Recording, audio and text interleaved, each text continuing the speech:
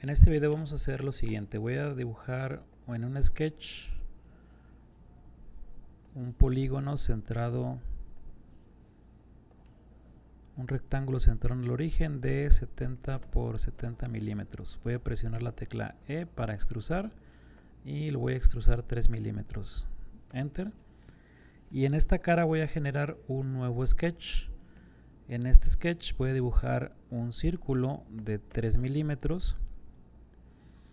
Y este círculo de 3 milímetros voy a proyectar un patrón rectangular sobre este objeto para que este objeto se repita n cantidad de veces. Entonces voy a habilitar que la dirección sea simétrica en ambas direcciones y la cantidad de componentes que quiero tener. En este caso 5 por 5 tendría 25 círculos proyectados en ambos ejes de forma simétrica.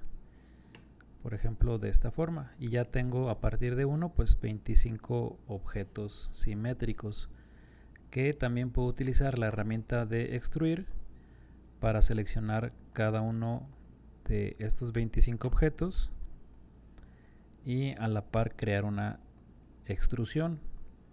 Seguramente hay una forma de hacer esto automáticamente, de seleccionar todos, pero aquí estoy seleccionando uno a la vez.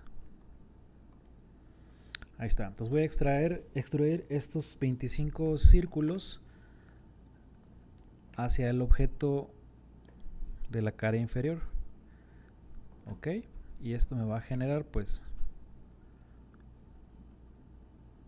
un volumen lleno de 25 perforaciones hechas con la herramienta de patrón.